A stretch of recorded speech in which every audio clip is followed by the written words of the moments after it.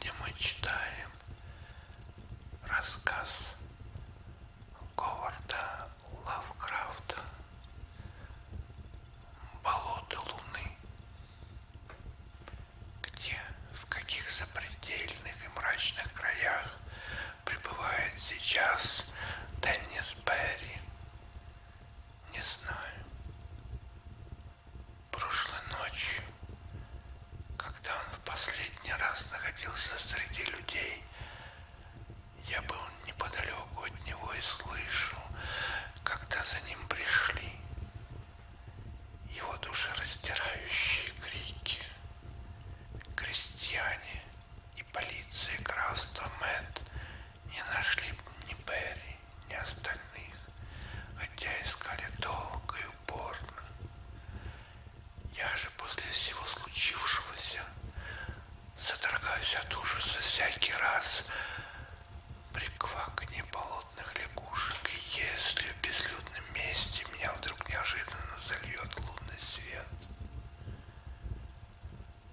Я хорошо знал Денниса Берри еще в Америке, где он разбогател и радовался, когда он выкупил свой родовой замок у болот в сонном местечке Кильдерри.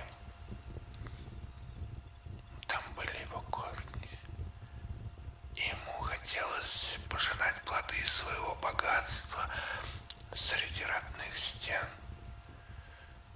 В давние времена его предки владели Кильдерри, построили там замок и счастливо жили в нем. Но все это было, и быльем поросло. Много воды утекло с тех пор. Замок пришел в полное запустение. Вернувшись в Ирландию, Берри часто писал мне, рассказывая, как постепенно, башня за башней, возрождается древняя постройка. По ее стенам снова, спустя много веков, побежал плющ, а крестьяне не устают благодарить его за то, что он вкладывает капиталы в процветание родных мест. Но потом все изменилось. Крестьяне перестали благословлять моего друга, а напротив, бежали от него прочь, как от зачумленного. Тогда-то Деннис и послал мне письмо с просьбой навестить его. Он очень одинок в своем замке, даже поговорить не с кем, разве что с новыми слугами и рабочими, выписанными им с севера страны. Когда я приехал, Берри сказал мне, что всему виной близлежащие болота. В Кильдерри я прибыл на закате. Заходящее летнее солнце еще золотило зелень холмов и рощ, а также синеву болота, освещая диковинные древние руины на отдаленном островке. Закат был прекрасен, но крестьяне в Баллилоу уже успели отчасти обратить меня в свою веру, заверив, что Кильдерри проклят. И я с опаской взирал на пылающие в вечернем золоте башенки замка. Я приехал из Баллилоу на посланной за мной машине, поскольку Кильдерри находился в стороне от железной дороги. Крестьяне, старавшиеся держаться подальше от автомобиля и от его водителя-северянина, видя, что я еду в Кильдерри, все же не удержались и предостерегли меня об опасности. А вечером, уже в замке, Берри рассказал мне, в чем дело. Крестьяне покинули Кильдерри из-за того, что Деннис Берри решил осушить большое болото. Несмотря на всю любовь к Ирландии, американские уроки не прошли для него даром, и ему претила моя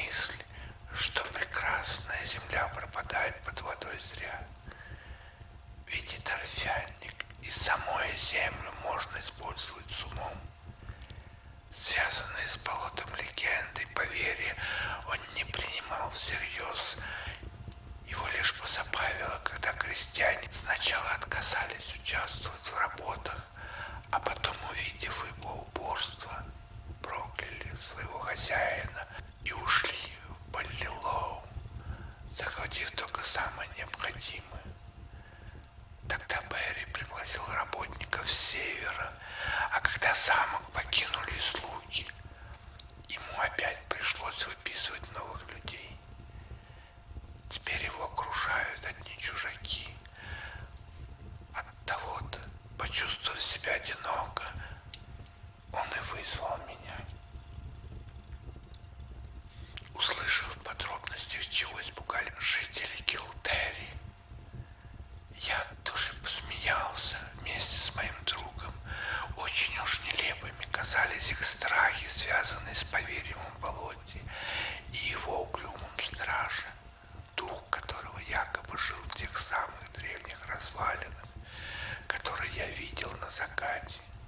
Ходили также толки о пляшущих в темноте огоньках, о ледяных порывах ветра в теплую ночь, о призраках в белом, парящих над водой и каменном городе, закрытом под зеленой ряской болота. Крестьяне были убеждены, человека, который осмелится нарушить покой этих мест или осушить бескрайнюю топь, ждет возмездие. Некоторых тайн, говорили крестьяне, касаться нельзя. Эти тайны существуют с незапамятных, легендарных времен, когда детей Бартолана постигло несчастье. В книге «Завоеватели» говорится, что эти сыны Греции погибли в Толпане. Но старики из Килдери утверждали, что один город был все же спасен покровительствующей ему богиней Луны, которая укрыла его в лесной чаще на холмах и тем спасла от завоевателей из Немеда, прибывших на 30 кораблях из земель скифов. И такие вот басни заставили крестьян покинуть Килдери. Теперь меня более не удивляло намерение Денниса Берри не считаться с этими бреднями. Сам он, кстати, испытывал глубокий интерес к древности и после осушения болота собирался тщательно исследовать эту местность. Он часто посещал руины на острове. Возраст их был очевидно солиден. Архитектурой они не отличались от других древних сооружений, но из-за нынешнего ужасающего их состояния трудно было понять, что представляли они собой в период расцвета. Работы по осушению должны были вот-вот начаться, и приезжие с севера готовились очистить таинственное болото от мха и красноватого вереска, уничтожить крошечные, полные ракушек ручейки и спокойные голубые глади, заросшие камышом. После всех перипетий дня я устал и хотел спать. Была уже глубокая ночь, и я с трудом дождался, когда Берри кончит наконец рассказ. Слуга проводил меня в отведенную мне комнату в одной из отдаленных башенок. Из ее окон просматривались деревня, поляна на краю болота, а дальше и само болото. В лунном свете я видел спящие дома, в которых коренных жителей сменили наемные рабочие с севера, церквушку со старинным шпилем, а вдали, за сонной топью, таинственно поблескивали древние руины на островке. Погружаясь в сон, я услышал, или мне почудилось, слабые, отдаленные звуки свирели, диковатую, какую-то первобытную мелодию. Эта музыка странно растревожила меня, войдя в мои сны. Однако, проснувшись утром, я понял, порождена самими нами, столь удивительными, что в сравнении с ними потускнели даже эти таинственные звуки свирели.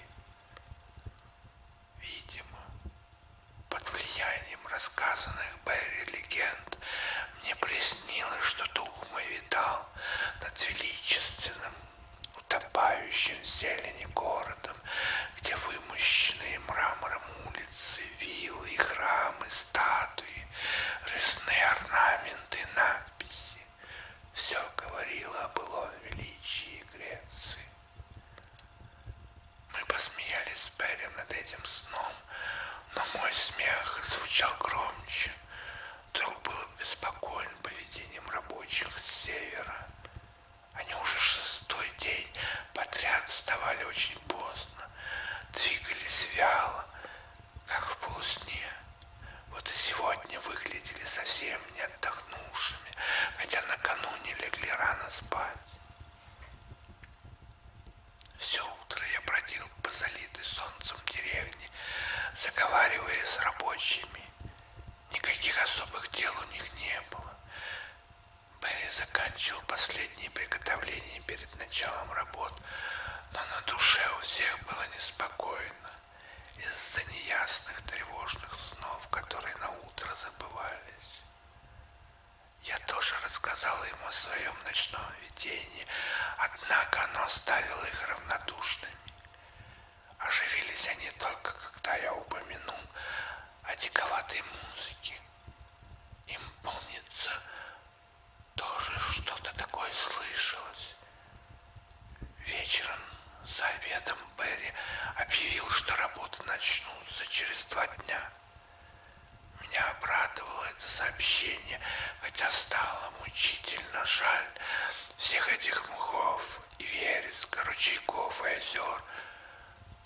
Но очень уж хотелось проникнуть в вековые тайны, которые могли скрываться в толще торфянников.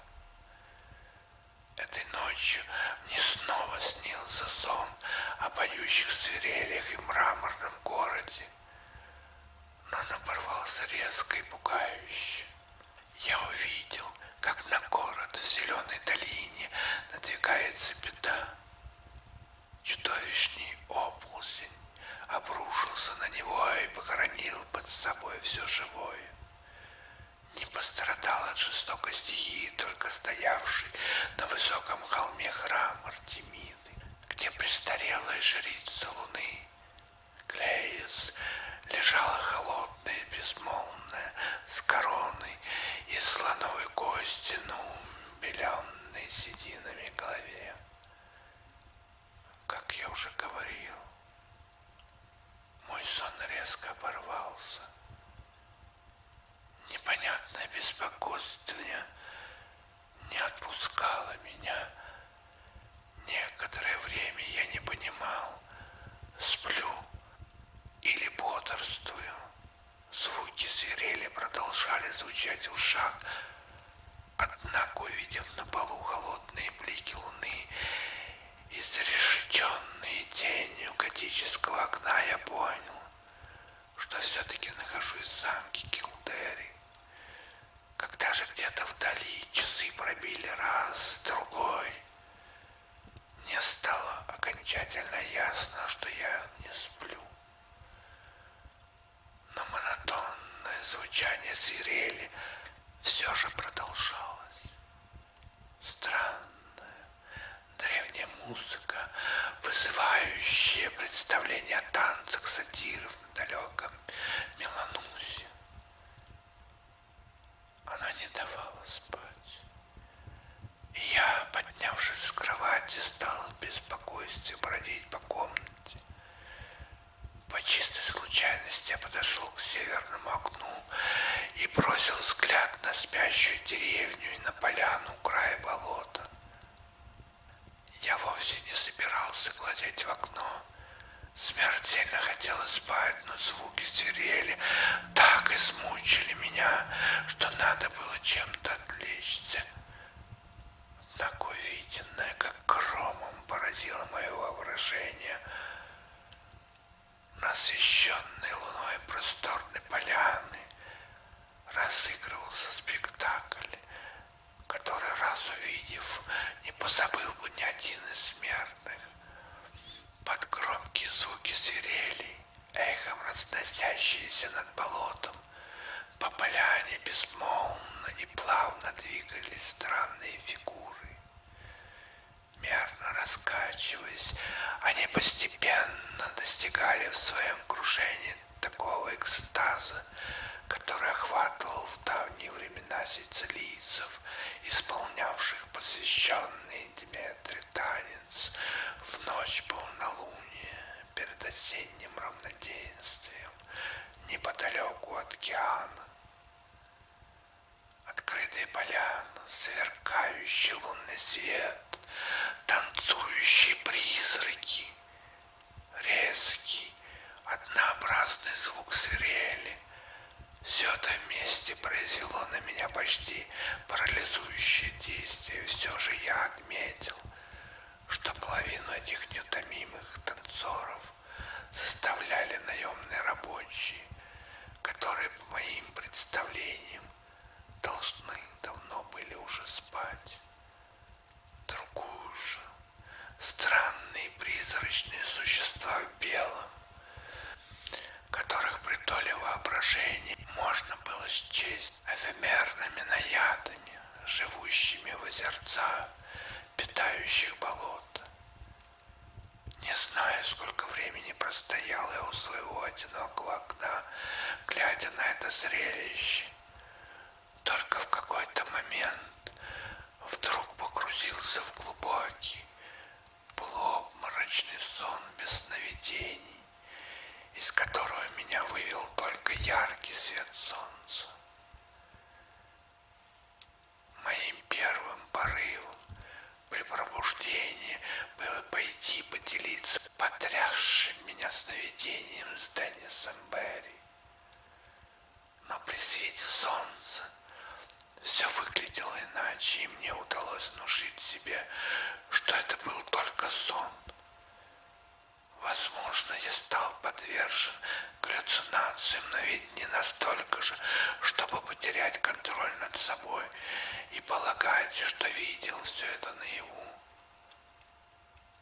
Я ограничился тем, что расспросил рабочих, но, как и следовало ожидать, они хоть и проспали опять дольше обычного, ничего особенного не припоминали, кроме разве звуков музыки.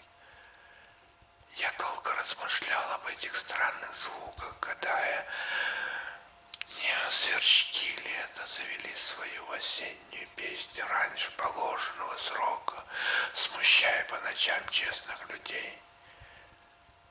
Днем мне довелось наблюдать, как Берри в последний раз изучает свои чертежи перед началом работ. Итак, утром рабочие примутся за дело. Впервые у меня от страха ёкнуло сердце, и я понял, почему крестьяне бежали отсюда. Непонятно почему, но мне была невыносима мысль, что кто-то потревожит это старое болото с его закрытыми от солнечного света тайнами под многовековым слоем торфа. Мне представлялись поразительные картины. Не следует так вот необдуманно выставлять на всеобщее обозрение то, что таилось там столько веков. Мне хотелось найти удобный повод, чтобы покинуть замок и саму деревню. Я даже попытался заговорить на эту тему с Берри, но быстро осекся, смущенный его издевательским смешком. В молчании наблюдал я, как заходящее солнце раскрашивает яркими красками дальние холмы и заливает Килдерри таким ослепительным кроваво-золотым светом, что это казалось дурным предзнаменованием. Во сне или наяву происходили события наступившей ночи, не могу сказать. Во всяком случае, Они превосходили все, что только может породить самая изощренная фантазия.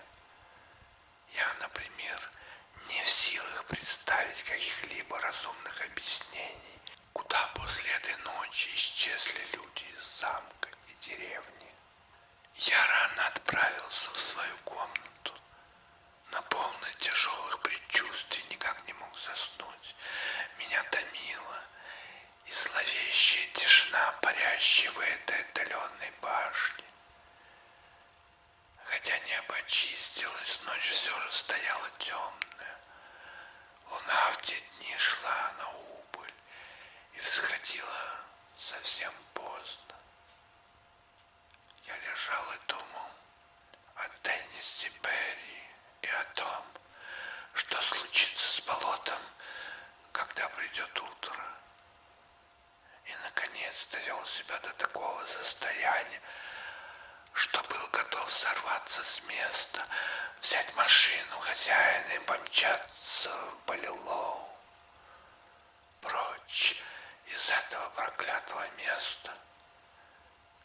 Но не успев прийти к определенному решению, я уснул, а во сне снова увидел город в долине, мрачный и помертвевший от нависшей над ним смертельной угрозы. Возможно, меня снова разбудили громкие звуки свирели, однако после пробуждения не музыка занимала мои мысли. Я лежал спиной к окну, выходящему на восток, где должна была взойти луна, и поэтому ожидал увидеть на противоположной стене ее отсвет. Но увидел я совсем другое. На стене были блики, но не те, что дает луна. Я со страхом смотрел, как сквозь готическое окно льется ярко-красный свет. Он заполнял всю комнату мощным невиданным сиянием. В такой ситуации повел себя странно, но это и понятно.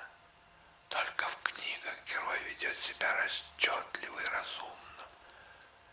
Вместо того, чтобы взглянуть на болото и понять, наконец, откуда взялся новый источник света, я даже не обернулся к окну, а торопливо натянул на себя одежду в смутной надежде поскорее отсюда удрать. Помню, захватил с собой револьвер и шляпу, но они мне не пригодились. До того, как все было кончено, я потерял и то, и другое, так и не выстрелив из револьвера и не надев шляпу. Любопытство, в конце концов, пересилило страх. Я подкрался к окну, чтобы взглянуть на непонятное алое сияние, и выглянул наружу. И в эту минуту оглушительно запели свирели, сотрясая своими звуками замок и деревню. Поток яркого, зловещалого света струился над болотом, и сходил он из загадочных руин на островке. Руины, однако, странно изменились. Мне трудно описать, в чем было дело. Может, я сошел с ума, однако мне показалось, что храм снова стоит во всем своем великолепии, нетронутый временем, в окружении колонн, на мраморе его антаблемента, поднявшегося ввысь, горели отсветы пламени. Запели флейты, застучали барабаны, и пока я, как зачарованный, взирал на это зрелище, на освещенных мраморных стенах появились темные силуэты танцующих. Выглядело все это невероятно. Эффект был поразительный. Я застыл на месте, не в силах отвести глаз от этой картины, а тем временем слева от меня громко зазвучали свирели. В непонятном возбуждении, охваченный охваченный тягостным предчувствиями, я пересек круглую свою комнату и подошел к северному окну, из которого просматривались деревни и поля. То, что я видел до этого, было абсолютно непостижимо, но теперь у меня просто глаза на лоб полезли. По залитой кроваво-красным светом поляне двигалась процессия, которая могла привидеться разве что в кошмарном сне. То скользя по земле, то плывя в воздухе, медленно двигались по направлению к тихой заводе и дальше к руинам, болотные призраки, укутанные в белые, двигались, образуя сложные конфигурации, словно исполняя древний ритуальный танец. Их бесплотные руки покачивались в такт режущий слух мелодии невидимых флейт, увлекая за собой наемных рабочих, которые тянулись чередой безумно, слепо и покорно, как собаки, словно повинуясь некой дьявольской силе. Когда наяды достигли болота из замка, пошатываясь нетвердой походкой, вышли новые жертвы. Они появились из двери, расположенные под моим окном, прошли, как во сне, через двор, затем по деревенской улочке и присоединились на поляне колышущейся вереницы рабочих. Несмотря на разделяющее нас расстояние, я тотчас понял, что это прибывшие с севера слуги, и даже пристал в одной из самых уродливых и неуклюжих фигур кухарку, чья обычная бестолковая повадка казалась теперь почти трагической. Флейты по-прежнему издавали какие-то немыслимые звуки, а со стороны острова снова послышался зов барабанов. И тут наяды медленно и грациозно ступили в воды древнего болота, а идущие за ними люди, не замедляя хода, тоже стали погружаться и вскоре скрылись под водой. В красном зареве на поверхности болота с трудом различались расходящиеся по воде пузырьки воздуха. Последний пучина поглотила вызвавшись во мне жалость к толстуху кухарку. Когда скрылась она, флейты и барабаны умолкли. Померк и слепящий глаза свет, излучаемый руинами. Деревня снова замерла в мирном свете только что взошедшей луны. Я был в полном смятении. Схожу ли я с ума? Сплю? Наяву ли все это произошло? Думаю, спасло меня от общей участи то оцепенение, в которое я неожиданно погрузился. Кажется, я молился Артемиде, Латоне, Персефоне и Плутону, словом всем, кого вспомнил из классической литературы. Пережитый ужас сделал меня суеверным. Я понимал, что стал свидетелем гибели всей деревни. Сомневаться не приходилось. В замке остались только мы с Деннисом Берри, чье безрассудство и привело к беде. При мысли о нем меня снова обуял такой страх, что ноги мои подкосились, и я упал на пол, хотя сознание и не потерял. Внезапно я почувствовал ледяной порыв ветра с востока, где взошла луна, и услышал в нижнем этаже замка отчаянные крики. Вскоре они перешли в такой истошный вопль, что мне сейчас становится страшно при одном лишь воспоминании о нем. Могу сказать только, что этот вопль принадлежал моему другу. Видимо, ледяной ветер и страшные крики заставили меня подняться, потому что, насколько помню, я долго бежал по темным комнатам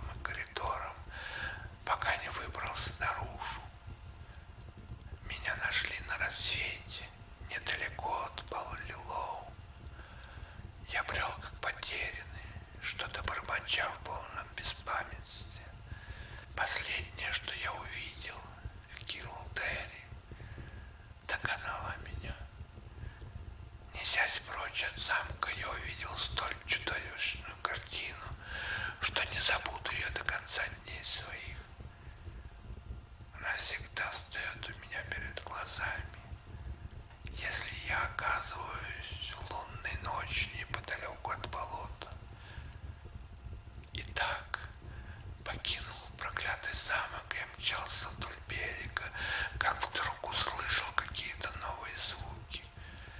Ничего примечательного, но здесь, в Килдере, я их прежде не слышал. Стоячие воды, в которых не водилась никакая живность, ожили, кишмя кишели множеством крупных лягушек, которые громко и непрерывно квакали. Лунный свет поблескивал на их раздувающихся зеленых боках, но свет струился еще из одного источника. В его сторону они, казалось, с интересом глазели.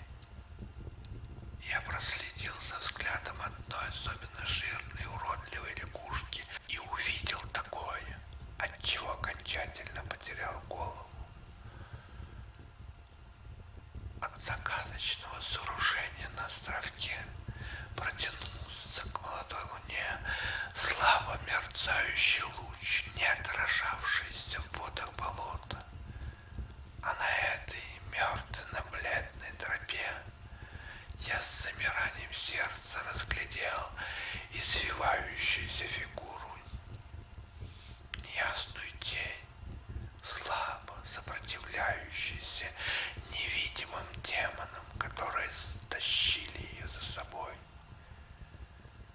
Возможно, я сумасшедший, но этот силуэт, дикая, чудовищная карикатура, до странности напоминал мне того, кто был Деннисом Берри.